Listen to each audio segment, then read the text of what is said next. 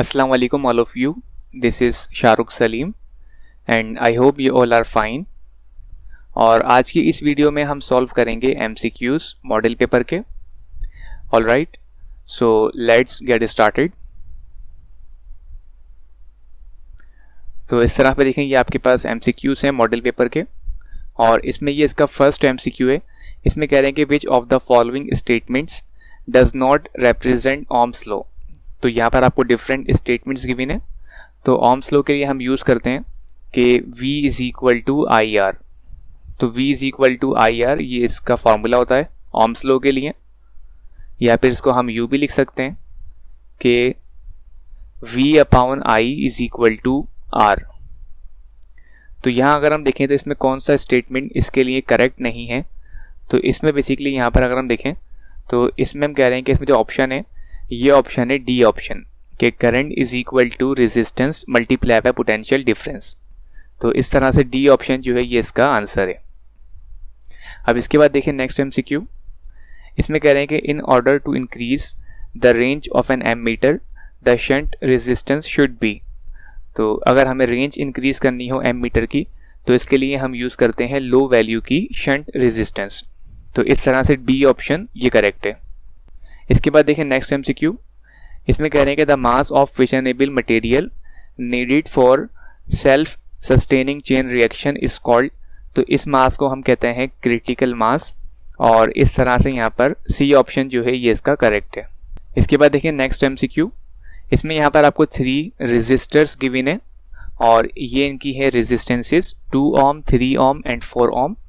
अब इसमें कह रहे हैं कि इनको इन्होंने कनेक्ट किया है और कनेक्ट करने के बाद जो इसकी इक्विवेलेंट रेजिस्टेंस है ये है 9 ohm. तो आपको यहाँ पे बताना है कि इसमें हमने कौन सा कॉम्बिनेशन यूज़ किया है, यानी कि इन सबको किस तरह से हमने कनेक्ट किया है कि इसकी जो टोटल या इक्विवेलेंट रेजिस्टेंस है वो यहाँ पर 9 ohm के इक्वल है.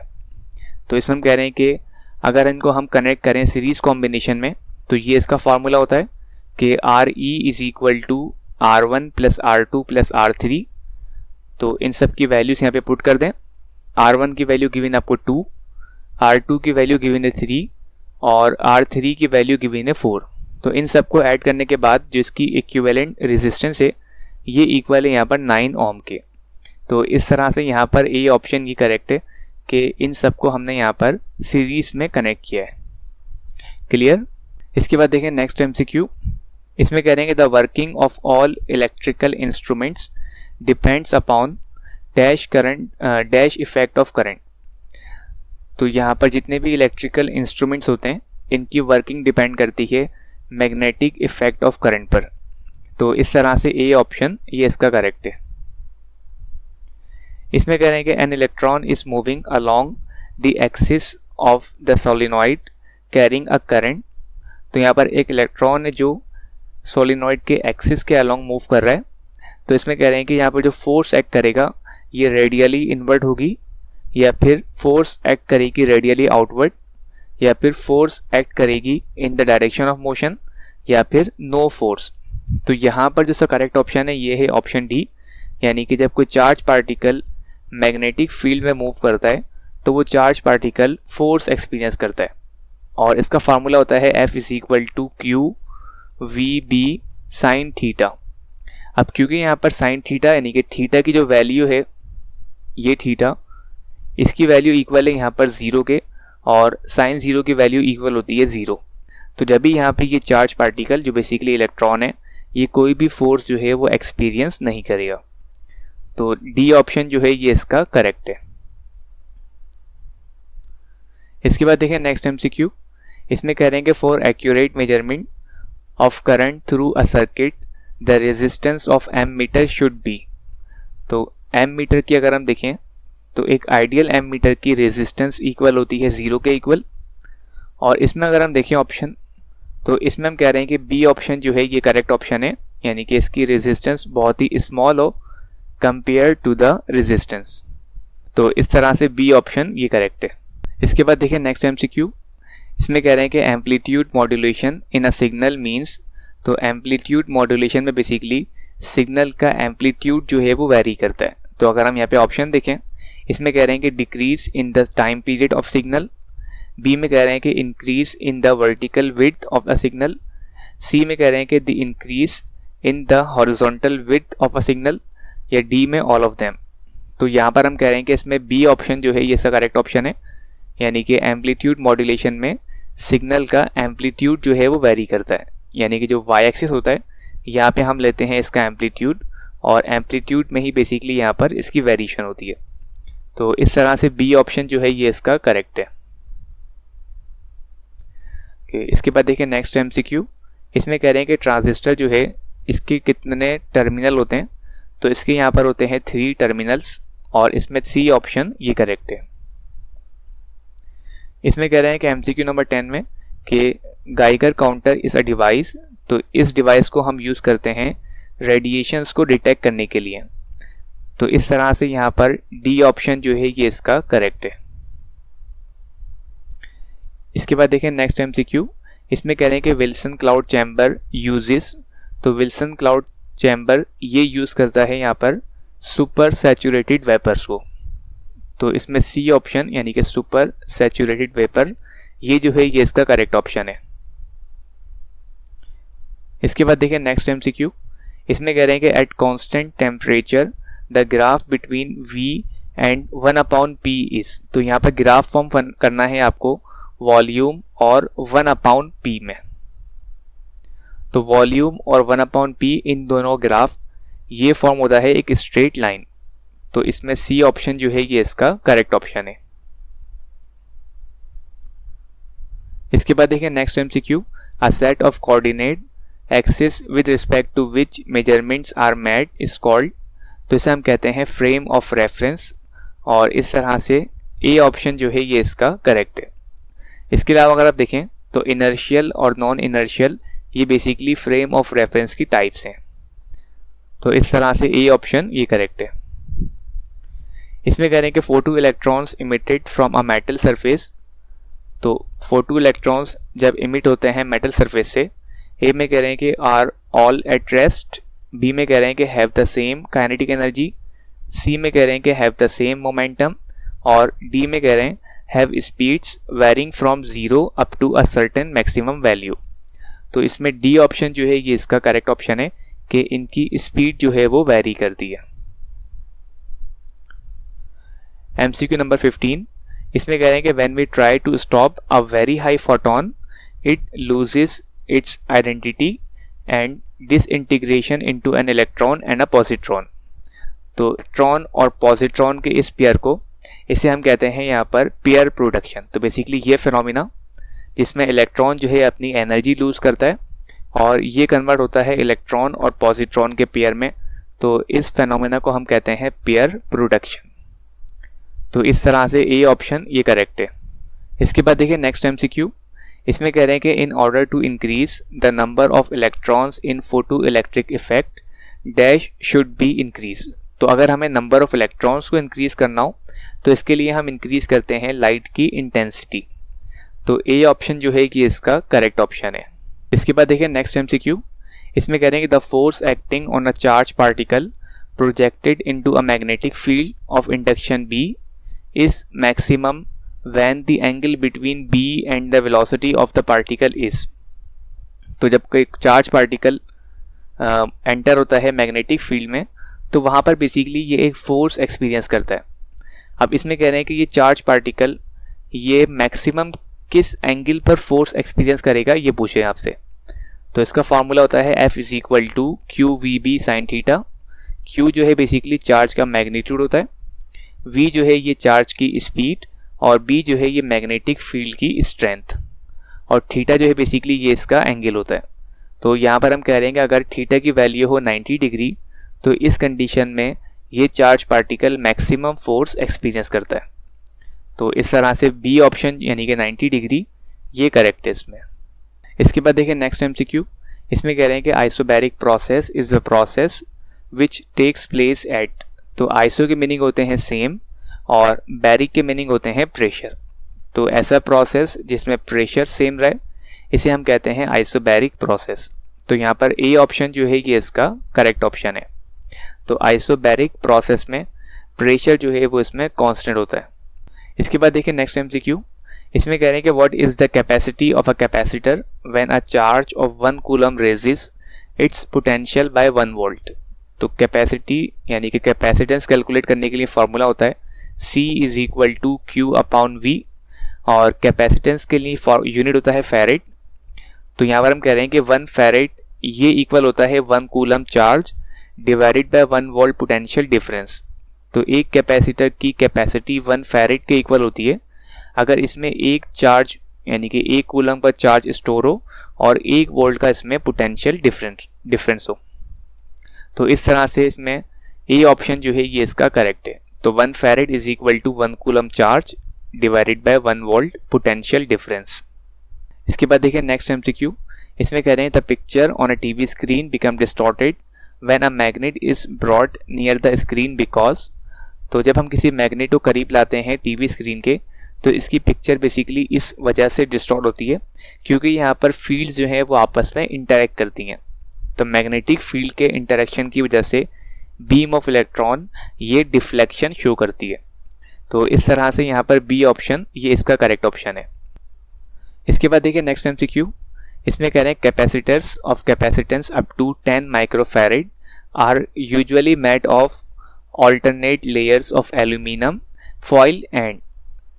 तो कैपेसिटर्स की कैपेसिटेंस यानी कि 10 माइक्रोफैरेड तक ये हम यूजुअली कह रहे हैं कि यूजुअली मेड होती है alternate layers of aluminium foil, और इसके अलावा यहाँ पे इसमें होता है वैक्स्ड पेपर।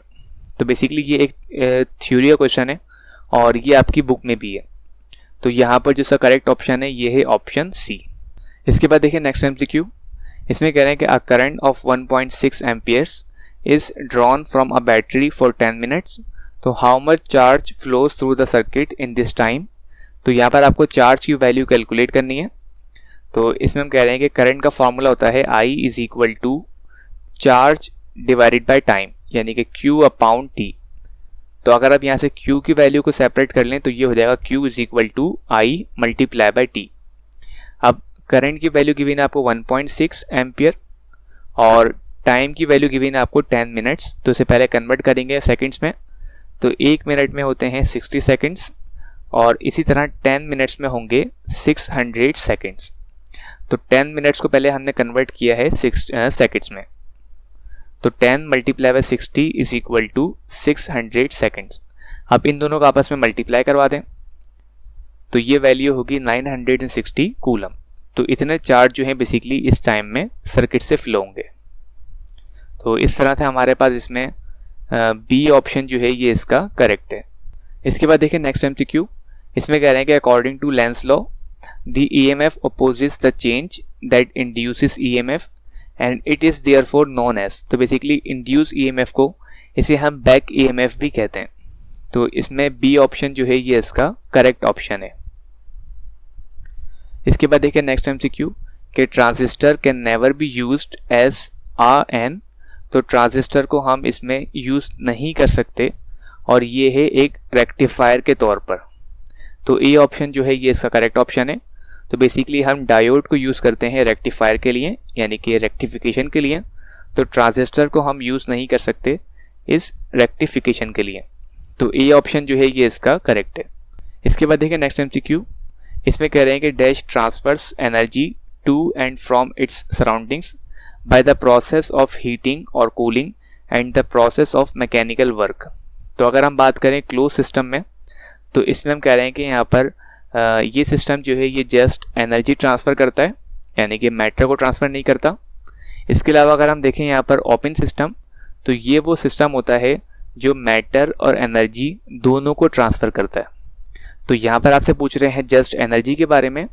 तो इसमें हम कह रहे हैं कि सी ऑप्शन जो है ये करेक्ट है कि ये दोनों ही सिस्टम ये एनर्जी को ट्रांसफ़र करते हैं। तो इस तरह से सी ऑप्शन ये करेक्ट है। इसके बाद देखिए नेक्स्ट एमसीक्यू। इसमें कह रहे हैं कि द एवरेज एनर्जी रिलीज पर fission of uranium 235 is about. तो ऑन एवरेज यहाँ पर जो एनर्जी रिलीज होती है ये होती है 200 मेगा इलेक्ट्रॉन वोल्ट के इक्वल। तो इस तरह से ए ऑप्शन ये करेक्ट है। इसके बाद देखिए नेक्स्ट एमसीक्यू। इसमें कह रहे हैं कि when the temperature of source and sink of a heat engine become equal the efficiency will be. तो यहाँ पर आपको एफिशिएंसी की वैल्यू कैलकुलेट करनी है। तो ये इसका फॉर्मूला होता है कि eta is equal to 1 minus T2 upon T1। अब क्योंकि यहाँ पर दोनों ही टेम्परेचर सेम है तो उसमें हम पुट कर देंगे T2 और T1 की जगह T पुट कर देंगे यहाँ पर दोनों में। तो T से देखें यहाँ पर T जो है वो कैंसिल हो गया और ये इसके बाद जो है वो इस तरह हो जाएगा कि 1 माइनस 1, तो 1 माइनस 1 इक्वल होता है 0 के। तो यहाँ पर जो इसकी एफिशिएंसी होगी ये इक्वल होगी 0 के। तो ए ऑप्शन ये करेक्ट है। इसके बाद देखिए नेक्स्ट एमसीक्यू कि the amount of energy required to break the nucleus into its constituent particles is called. तो इस एनर्जी को हम कहते हैं बाइंडिंग एनर्जी। तो बी ऑप्शन जो है ये इसका करेक्ट ऑप्शन है। इसके बाद देखिए नेक्स्ट एमसीक्यू, इसमें कह रहे हैं the sun which is largest source of heat energy gets its energy by the process of. तो सन जो है ये बेसिकली एग्जाम्पल है यहाँ पर न्यूक्लियर फ्यूजन की। तो न्यूक्लियर फ्यूजन यानी कि ए ऑप्शन ये इसका करेक्ट ऑप्शन है। इसके बाद देखिए नेक्स्ट एमसीक्यू, इसमें कह रहे हैं वो टेम्परेचर जहाँ पर गैसेस जो हैं वो एग्जर्ट करती हैं ज़ीरो प्रेशर और इनका वॉल्यूम भी ज़ीरो होता है, तो इस टेम्परेचर को हम कहते हैं एब्सोल्यूट ज़ीरो। तो डी ऑप्शन जो है ये इसका करेक्ट ऑप्शन है। ओके, इसके बाद देखिए नेक्स्ट एमसीक्यू, इसमें कह रहे हैं कि gas in a close container at temperature of 27 degree centigrade has pressure P।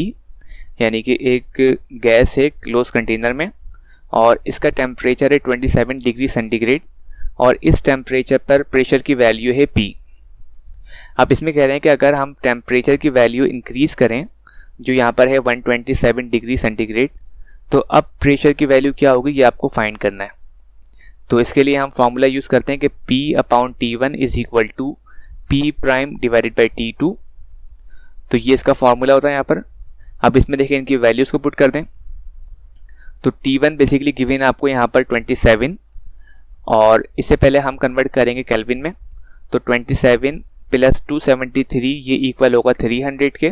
तो यहाँ पर हमने T1 को पहले कन्वर्ट किया है केल्विन में। इसी तरह से ये आपको जो गिवन है T2 इसको भी हम कन्वर्ट करेंगे पहले केल्विन में। तो 127 प्लस 273 ये इक्वल होता है 400 के।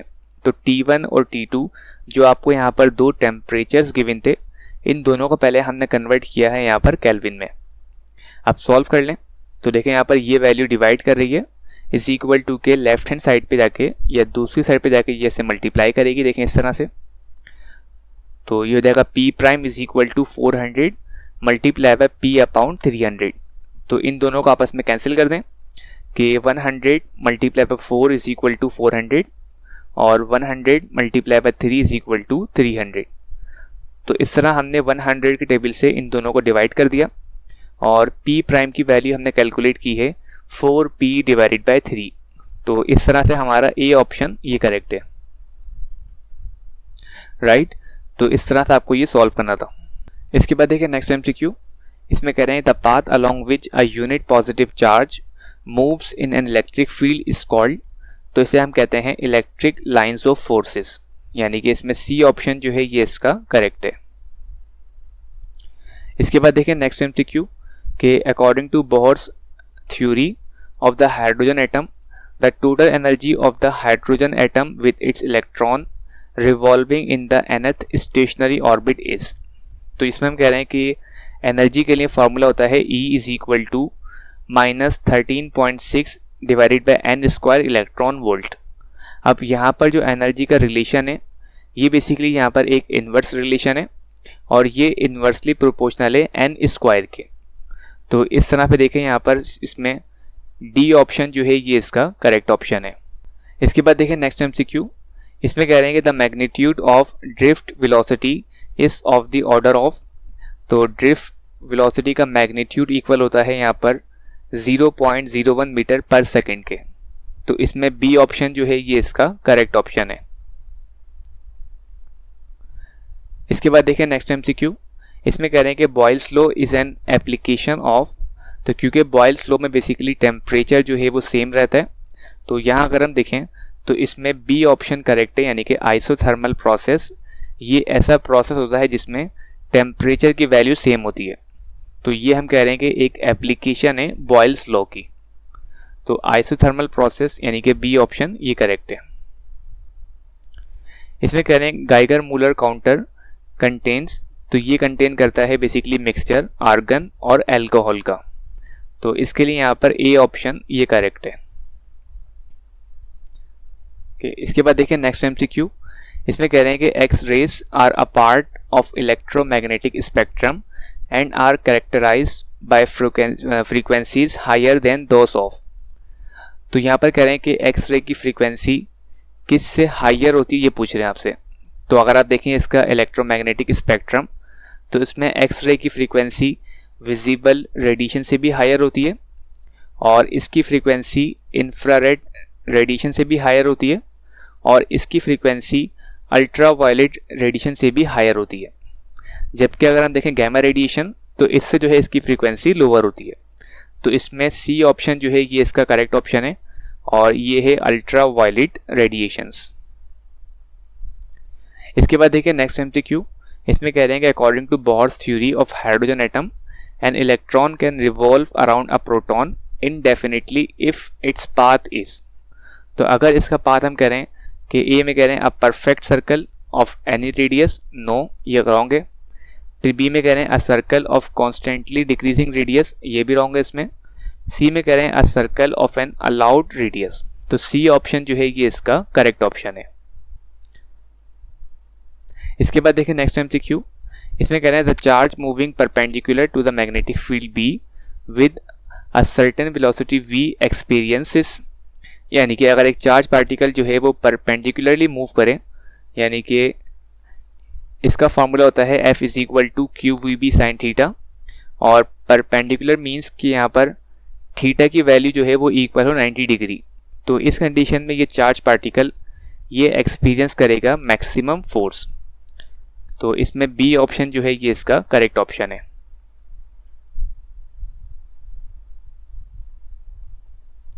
इसके बाद देखिए नेक्स्ट एमसीक्यू। इसमें कह रहे हैं a spherical shape charge rubber balloon whose charge is distributed uniformly over the surface has electric intensity inside the charge rubber balloon is। तो यहाँ पर आपको कैलकुलेट करना है electric intensity inside the charge rubber balloon. तो inside the charge body electric intensity की value equal होती है 0 के, यानी कि इसमें इलेक्ट्रिक फील्ड जो है वो एग्जिस्ट नहीं करती। तो इसमें हम कह रहे हैं कि ए ऑप्शन जो है ये इसका करेक्ट ऑप्शन है। इसके बाद देखिए नेक्स्ट एमसीक्यू। इसमें कह रहे हैं कि real gases obey general gas equation at, तो ये ओबे करती हैं at low pressure and high temperature. तो इसमें ए ऑप्शन जो है ये इसका करेक्ट ऑप्शन है। ऑलराइट, आई होप सो सबको यहाँ तक क्लियर होगा। और इन एमसीक्यूज से रिलेटेड कोई भी क्वेश्चन हो तो आप कमेंट करके पूछ सकते हैं। And that's all for today. Thank you so much and अल्लाह हाफिज़।